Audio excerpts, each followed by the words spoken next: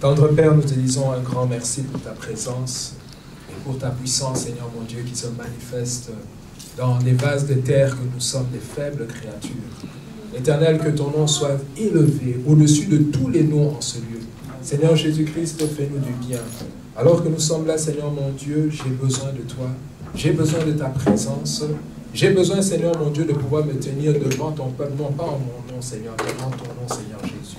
Afin que ce soit ta parole qui soit annoncée ce matin.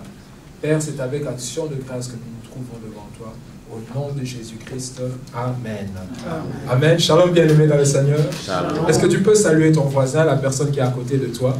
Est-ce que tu peux lui demander comment a été ta semaine? Si tu ne connais pas son nom, tu lui demandes comment tu t'appelles. Nous sommes dans la maison de Dieu, nous sommes une famille. Nous devons avoir cette habitude de pouvoir nous chalomer les uns les autres. Amen. Amen. Que le nom du Seigneur soit béni.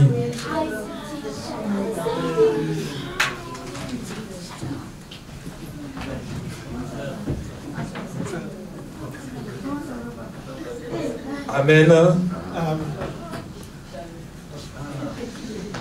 Okay, prenez votre temps. Nous sommes dans la maison de Dieu. Nous sommes déjà dans l'éternité. La Bible dit celui qui a le Fils a la vie. Il a la vie éternelle.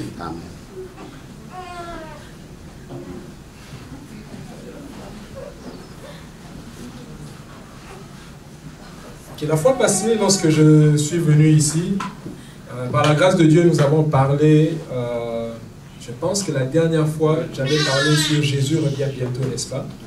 Et nous allons continuer avec cet enseignement. Le pasteur avait demandé s'il y avait une suite à cela. Effectivement, j'avais donné le plan. Et c'était un des points dans le plan. Et ce point, c'était Jésus revient bientôt. Pourquoi? Parce qu'il nous veut avec lui.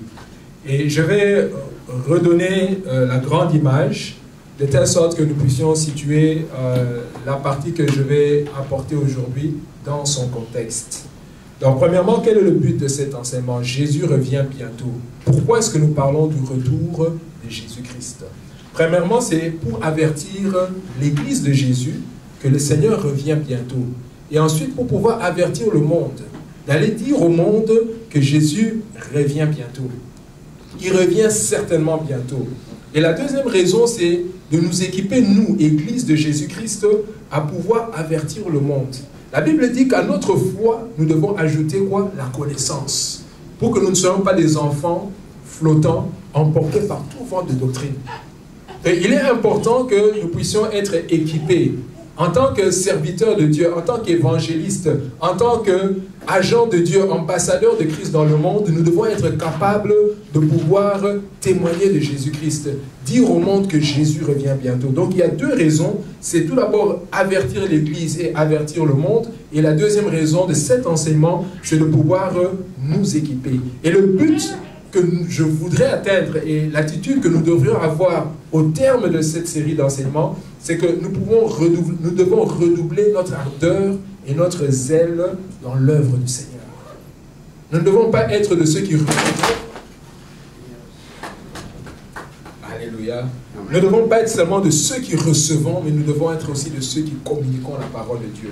Et la fois passée, nous avions donné le plan de cet enseignement, et je peux diviser ça en trois grandes étapes. Premièrement, les raisons de son retour. Pourquoi est-ce que Jésus doit-il revenir? Et deuxièmement, c'est la nature de sa venue. Comment est-ce qu'il reviendra? Est-ce qu'il reviendra d'une façon visible, ou bien ça sera d'une façon invisible? Et si c'est invisible, est-ce que ça sera invisible pour tout le monde, ou bien ça sera visible seulement pour l'Église? Et ensuite, ça sera visible pour tout le monde. Par la grâce de Dieu, nous couvrirons ces différents points. Et le troisième et dernier point, c'est les signes de sa venue. Quels sont les signes de sa venue? Quels sont les signes de son avènement? Et nous ferons la lecture des événements des temps de la fin. Mais d'emblée, déjà, je peux vous dire que le plus grand signe de son retour, c'est la séduction. Et nous aborderons ce point-là. Donc, comme rappel, pourquoi Jésus doit-il revenir? La fois passée, nous avons dit, Jésus va revenir parce qu'il nous veut avec lui. Il veut communier avec nous. Il veut une relation d'intimité avec nous. Et aujourd'hui, je vais parler du deuxième point, de pourquoi est-ce que Jésus doit revenir. C'est pour enlever celui qui retient l'impie. C'est pour enlever celui qui retient l'impie. Jésus revient pour enlever celui qui retient l'impie. Ensemble, nous pouvons ouvrir nos Bibles dans 2 Thessaloniciens, au chapitre 2. Et je pense que je ferai la lecture à partir du 1er verset jusqu'au 7e verset. Je lis au nom du Seigneur dans 2 Thessaloniciens, chapitre 2, à partir du 1er verset. Pour ce qui concerne l'avènement de notre Seigneur Jésus-Christ et notre réunion avec lui, nous vous prions, frères, de ne pas vous laisser facilement ébranler dans votre bon sens et de ne pas vous laisser troubler, soit par quelque inspiration, soit par quelques paroles ou par quelques lettres qu'on aurait dit venir de nous, comme si le jour du Seigneur était déjà là. Au verset 3, que personne ne vous séduise d'aucune manière, car il faut que l'apostasie soit arrivée auparavant, et qu'on ait vu paraître l'homme du péché, le fils de la perdition, l'adversaire qui s'élève au-dessus de tout ce qu'on appelle Dieu ou de ce qu'on adore, jusqu'à s'asseoir dans le temple de Dieu, se proclamant lui-même Dieu. Ne vous souvenez-vous pas que je vous disais ces choses lorsque j'étais encore chez vous?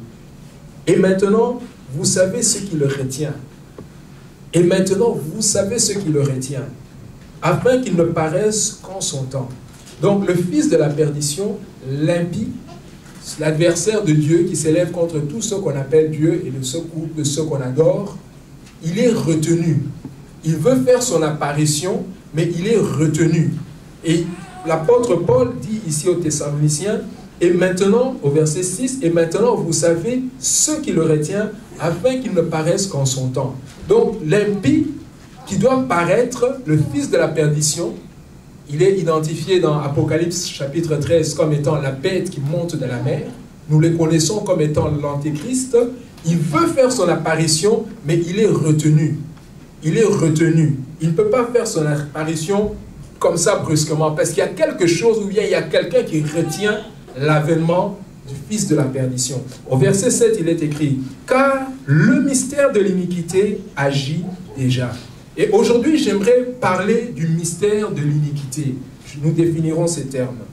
Il faut seulement que celui qui le retient encore ait disparu. Donc, il y a quelqu'un qui retient l'avènement de l'impie. Mais il faut qu'il ait disparu pour que l'impie puisse faire son apparition. Mais avant qu'il vienne, il y a déjà le mystère de l'iniquité qui agit déjà. Et Paul, lorsqu'il écrit ceci, il y a 2000 ans déjà de cela. Déjà à son époque, il avait constaté que le mystère de l'iniquité agissait déjà. Il faut seulement que celui qui le retienne ait encore disparu. Celui qui le retient encore ait disparu. Alors paraîtra l'impie, que le Seigneur Jésus détruira par le souffle de sa bouche et qu'il anéantira lors de son avènement. Donc aujourd'hui, je disais que je vais parler de celui qui le retient, et je vais mettre l'accent sur le mystère de l'iniquité. La version français courant parle de la puissance de la méchanceté qui est déjà à l'œuvre. Donc le mystère de l'iniquité est rendu dans la version français courant comme étant la puissance de la méchanceté qui est déjà à l'œuvre. Le Semeur lui dit la puissance mystérieuse de la révolte contre Dieu. La puissance mystérieuse de la révolte contre Dieu. Le mystère de l'iniquité. La puissance de la méchanceté qui est déjà à l'œuvre. Je vais définir quelques termes avant que nous puissions aller ensemble pour qu'on marche au même rythme. Larousse définit un mystère comme étant ce qui est inaccessible à la raison humaine. Quelque chose qui est irrationnel, un mystère. Ce qui est de l'ordre du surnaturel. Ce n'est pas quelque chose qu'on peut expliquer naturellement, un mystère. C'est de l'ordre surnaturel. Il dit, c'est ce qui est obscur, caché, inconnu, incompréhensible. Un mystère. Quelque chose qu'on n'arrive pas à expliquer. Les scientifiques vont se battre pendant des années, des siècles. Ils n'arriveront pas à expliquer. Ça reste un mystère. savez, il y a des mystères qui ont été élucidés, on a pu les expliquer. Ça, ce n'était pas des mystères, je ne suis pas en train de parler de ça. Je parle de ce qui est irrationnel, ce qui n'est pas explicable, un phénomène que vous ne pouvez pas expliquer naturellement. Même si la science progressait dans 1000 ans, on ne pourra toujours pas expliquer, ça reste un mystère. Et le deuxième terme que j'aimerais définir, c'est l'iniquité. Caractère de ce qui est inique, de ce qui est injuste, de ce qui est contraire à la justice. Donc le mystère de ce qui est contraire à la justice agit déjà, ce qui manque d'équité. Et j'aime une définition de ce terme que l'évangéliste David Wilkerson a donné. Il apparente le mystère de l'iniquité à ceci. Il dit que c'est une initiation silencieuse et secrète. Une initiation secrète au culte de l'Antéchrist. Le mystère de l'iniquité. Une initiation silencieuse et secrète. Donc, une initiation qui se fait sans que le monde se rende compte que petit à petit, on est en train d'être initié au culte de Satan, au culte de l'Antéchrist. Et l'apôtre Paul constate de cela déjà depuis 2000 ans, que la puissance de la méchanceté, la puissance mystérieuse de la méchanceté agit déjà aujourd'hui. J'aimerais parler tout d'abord de qui est celui qui est retenu. C'est qui cette personne qui est retenue? Lorsqu'on dit qu'il faut que celui qui le retient ait disparu, mais celui-là c'est qui? Celui qu'on retient. Dans le verset 3 et 4 que nous avons lu, la Bible l'identifie comme étant l'adversaire. Vous savez qu'un autre nom pour le diable, au fait, ça signifie quoi? Ça signifie l'adversaire. C'est ça la signification du mot diable. C'est un adversaire. Dans chaque fois que tu as un adversaire, c'est ton diable. Je dis ça pour blaguer. Mais l'adversaire, le diable, c'est l'adversaire. Au verset 4, il est dit, l'adversaire qui s'élève au-dessus de tous ceux qu'on appelle Dieu ou de ceux qu'on adore. Allons jusqu'à s'asseoir dans le temple de Dieu, se proclamant lui-même Dieu. On parle de l'Antéchrist. Au verset 3, il est parlé de que personne ne vous séduise d'aucune manière, car il faut que l'apostasie soit arrivée auparavant, ça c'est un signe, qu'on ait vu paraître qui? L'homme du péché, le fils de la perdition. Dans les évangiles, lorsque Jésus parlait du fils de la perdition, il s'agissait de Judas. Et vous voyez, il y a un passage dans la Bible où on dit Satan entra dans Judas. Cet homme-là, cet impie, ce fils de la perdition, qui viendra, parce que nous sommes en train de parler des choses à venir, il sera une incarnation de Satan, mais sous la forme d'un homme.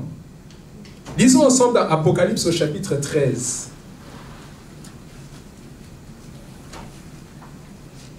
Dans ma Bible, il est intitulé « La bête qui monte de la mer ». Au verset 1er, « Puis je vis monter de la mer une bête qui avait 10 cornes et 7 têtes. Et sur ces cornes, 10 diadèmes, et sur ses têtes, des noms de blasphème. » Je saute le verset 2, je vais au verset 3. « Et je vis une bête, plutôt je vis l'une de ses têtes comme blessée à mort, mais sa blessure mortelle était guérie et toute la terre était dans l'admiration derrière la bête. » Et au verset 2, il est dit que le dragon, qui est le diable, qui est Satan, lui donna sa puissance, son trône et son autorité. Donc l'Antéchrist, ou le fils de la perdition, l'adversaire qui s'élève contre Dieu, sera une incarnation de Satan, qui fera que les hommes adoreront le dragon, le diable. Il fera que toute l'admiration des hommes de la terre soit adressée vers le diable. Et la raison pour cela, c'est que Satan a, au fait, 3 grands problèmes, ou bien 3 grands besoins. Le premier besoin que Satan a, c'est qu'il désire l'adoration. Il désire que tous les habitants de la terre l'adorent. Donc le problème de Satan, c'est que nuit et jour, ce qu'il cherche, c'est d'être adoré. Et la Bible nous montre que, dans Luc au chapitre 4, il sait que Jésus est le Fils de Dieu. Il dit, si tu es le Fils de Dieu, fais que ces pierres se transforment en pierres. Mais au verset 6 et 7, il lui dit, si tu te prosternes devant moi. Donc il sait que c'est le Fils de Dieu, mais il lui demande de te prosterner devant lui et de l'adorer. Il lui dit, je te donnerai toutes les richesses de ces royaumes. Il avait mis Jésus sur une montagne très élevée, il lui a montré toutes les royautés de la terre. Donc le but du diable, c'est qu'il veut être adoré. Il cherche à être adoré.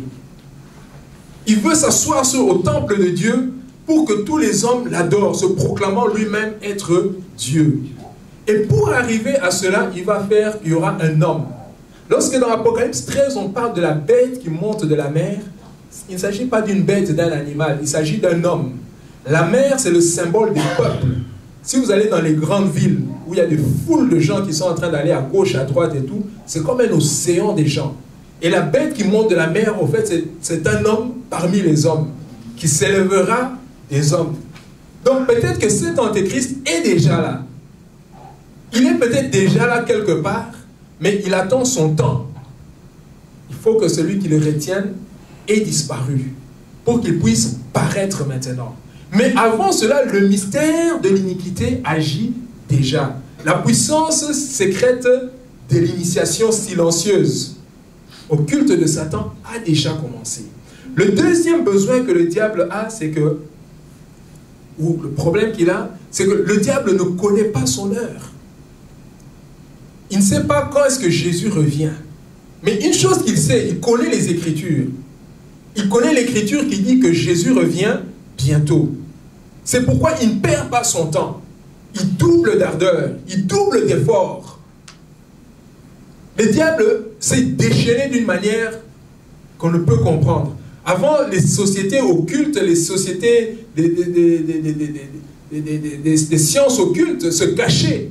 Mais aujourd'hui, comme ils n'ont plus le temps, il faut qu'ils fassent en plein jour les choses qu'ils faisaient en cachette. Parce que Satan sait que ses jours sont comptés.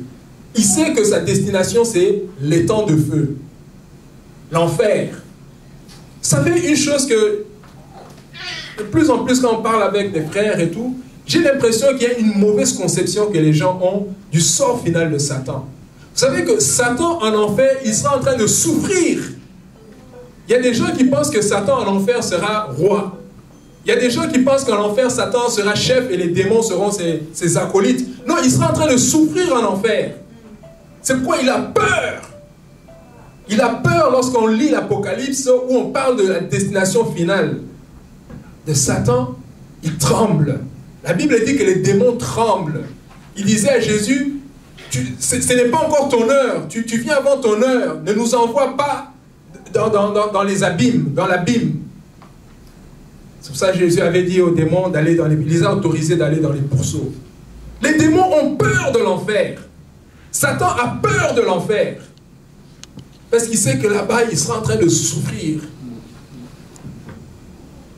Vous savez, parfois, ça me fait mal d'entendre des gens qui prétendent être morts et qui sont revenus à la vie et qui viennent avec des témoignages mensongers. Ma foi à moi, elle est basée sur la parole de Dieu. Elle n'est pas basée sur le témoignage de quelqu'un qui prétendrait être revenu d'entre les morts.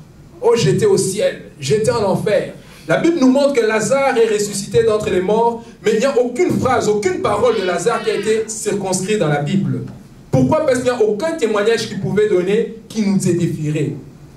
Lorsque dans la parabole de Lazare, du pauvre Lazare et du riche, le riche dit à Moïse, plutôt à Abraham, envoie Lazare pour dire à mes frères que je souffre cruellement dans ce lieu. Qu'est-ce que Abraham a répondu? Mais ils ont Moïse et les prophètes. Quand bien même quelqu'un d'entre les morts reviendrait, ils ne croiraient pas. Ils ont Moïse et les prophètes. Bien aimés dans le Seigneur, nous avons les Écritures. Notre foi à nous est basée sur les Écritures et non pas sur le témoignage de quelqu'un qui dira « j'étais mort, je suis revenu à la vie, voilà, j'ai vu tel ange, j'ai vu ceci. Bien aimé, c'est un témoignage qui donne, je ne dirais pas amen à son témoignage. J'écouterai, mais en rien, ça n'affectera ma foi. Amen. Le diable sait que son temps est compté. Il sait que ses jours sont comptés. C'est pourquoi aujourd'hui, il a redoublé d'ardeur. C'est pourquoi aujourd'hui, il travaille encore plus fort. Église de Jésus, qu'est-ce que tu fais pendant ce temps? Vous savez, l'église de Jésus est comparée à la belle au bois dormant. La belle en train de dormir. Alors que dans ce temps-là, le diable est en train de travailler. Il est en train de recruter, il est en train d'agir. Le mystère de l'iniquité agit déjà. Le troisième besoin que Satan a, c'est que, ou le troisième problème, c'est que Satan, contrairement à Dieu, n'est pas omniprésent. Vous savez que Satan ne peut pas être à plusieurs endroits au même moment. Il ne peut pas être à Kinshasa et à Ouagadougou en même temps. Quand bien même on l'appelle le prince de l'air, il peut se déplacer à de grandes vitesses. Mais il ne peut pas être à plusieurs endroits en même temps. Il n'y a que Dieu qui est omniprésent. Amen. Alors, à cause de cela, comme il ne peut pas être partout en même temps, il a besoin d'un grand nombre de collaborateurs. Il a besoin de recruter un grand nombre de collaborateurs qui travaillent pour lui. La Bible dit que tout royaume divisé contre lui-même ne peut subsister. C'est pourquoi c'est un royaume bien organisé, le royaume de Satan. Mais pour arriver à ses fins, il a besoin d'une grande coordination. Il a besoin d'un grand nombre de collaborateurs. Il a besoin de plusieurs départements. Il y a les départements des sorciers, il y a les départements des magiciens, il y a les départements des gens qui sont là pour vous énerver du matin au soir. Hein? Des départements cinématographiques, des films pour vous envoûter, des départements internet. Et tout ça est bien coordonné. Vous savez, lorsqu'on parle du monde, le monde, en fait, le mot grec, d'où vient le monde, c'est le cosmos. Cosmos, on a l'idée de l'ordre, l'idée de la cosmétique, l'idée de la beauté, une beauté séductrice, mais un système bien organisé. Jésus reconnaît que tout royaume divisé contre lui-même ne peut subsister. Si Satan combat Satan, son royaume est dévasté. Le diable cherche un grand nombre de collaborateurs. Il cherche à séduire. Il recrute depuis l'école maternelle jusque dans les entreprises. Bien-aimé, toi qui as des enfants, est-ce que tu sais que le diable est en train de recruter des enfants? Il est en train de les recruter à l'école, à la maternelle. On est en train d'apprendre aux enfants que le dragon est gentil. Moi, je sais que le dragon, c'est un monstre normalement qui fait peur. Quand on grandissait, c'était ça. Mais aujourd'hui, on vous fait des dessins animés avec des dragons. Et on vous dit que le dragon est gentil. On est en train d'habituer aux enfants à aimer les dragons. Oh non, il y a des gentils dragons. Mais lorsque nous voyons dans la Bible, chaque fois qu'on parle de dragon, il s'agit de qui? Il s'agit de Satan. Déjà à la maternelle. Le diable utilise tous les moyens qui sont à sa disposition. L'Internet, les films. Il utilise des personnes, des personnalités. Lorsqu'on voit un film comme Harry Potter, mais ça c'est la sorcellerie pure et simple. Imaginez un livre gros comme ça, un enfant de 13 ans vous le lit en 2 jours. Harry Potter. Parce que c'est tout d'abord un livre avant d'être un film. Et la dame qui a écrit ce livre-là, c'est une dame, une Anglaise, elle est devenue la 2e femme la plus riche d'Angleterre après la reine d'Angleterre. Rien qu'en lisant ces livres-là. La puissance de l'iniquité agit déjà. On est en train de recruter. Il a besoin de collaborateurs. Il ne va pas attendre que tu aies un certain âge. Il va te prendre déjà à un âge très jeune.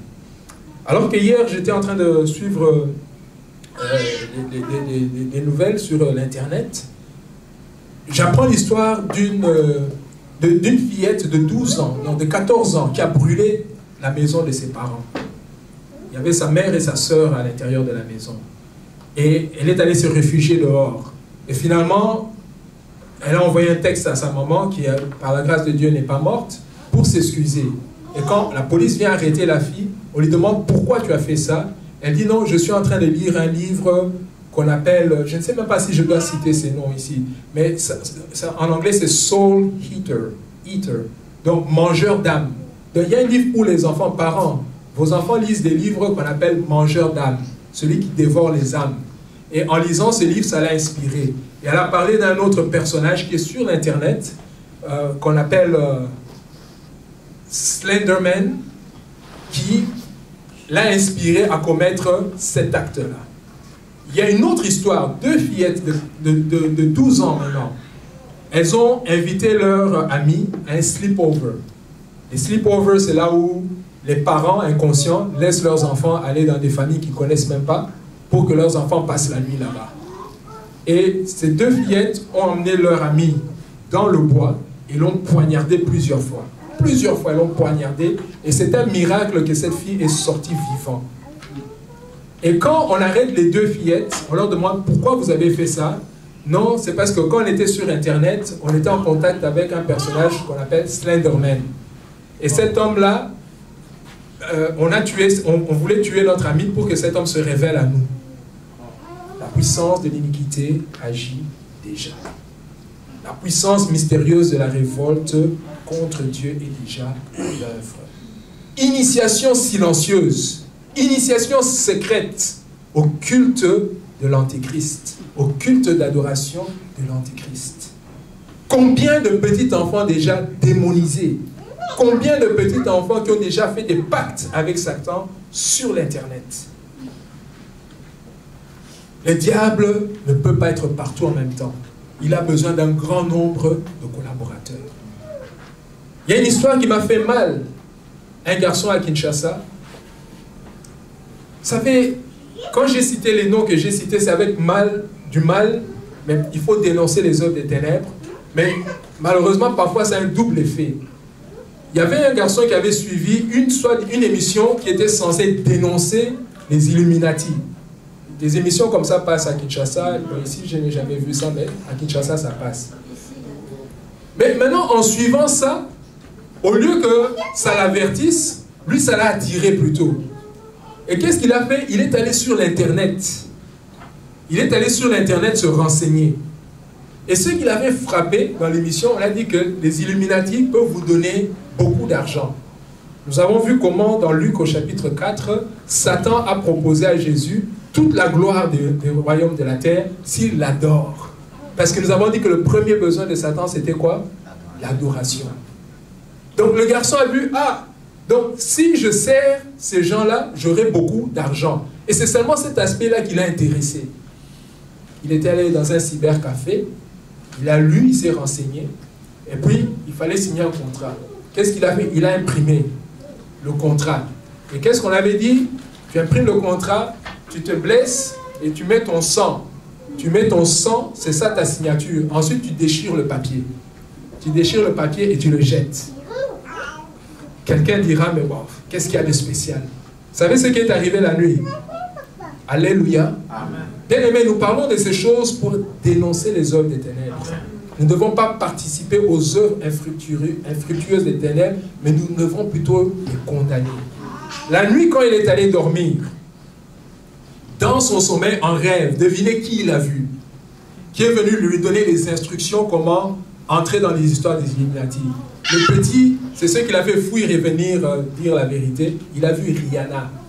C'est une chanteuse célèbre, il paraît, qui est venue lui parler en songe et lui dire, tu vas faire ça, ça, ça, ça, comme ça tu auras beaucoup d'argent. Peuple de Dieu, alléluia, alléluia.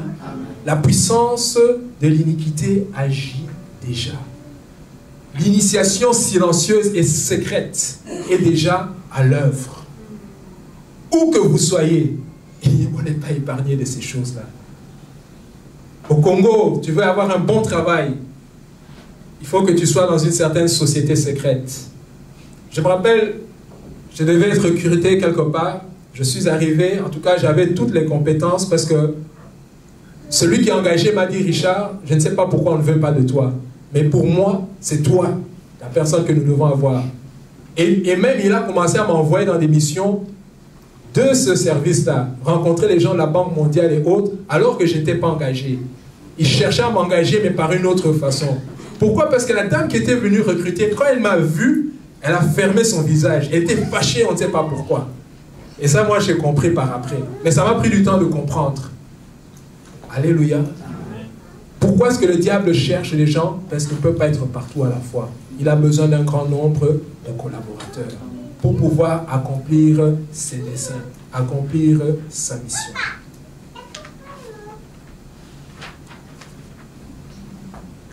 Aujourd'hui, l'occultisme est entré dans les églises, bien aimés dans le Seigneur. Je suis en train de parler du retour de Jésus, mais en même temps, il y a plusieurs fardeaux dans mon cœur. L'occultisme est entré dans l'église.